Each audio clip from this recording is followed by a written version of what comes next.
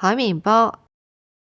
呢個體能運動系列由中國香港體適能總會設計，共4個體能物資，專業教練示範同講解，簡單易學，適合不同年齡同體能人士，可以喺家居或室內場地進行。注意事項：運動前輕便服裝，充分熱身，空氣流通，足夠空間。運動期間健康狀況、運動強度，如有不適要立即停止。運動後要緩和身體，如有問題必須請教家長、教師或者教練。海綿波球感訓練，雙手持球，分別於頭、頸、腰、膝及提腿於膝下進行球感訓練，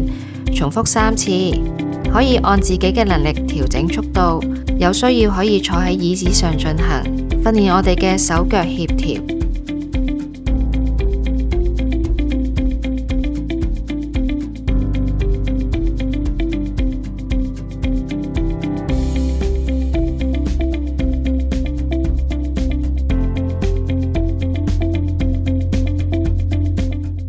海綿波拍球練習，雙手持球進行拍球練習，重複動作數次，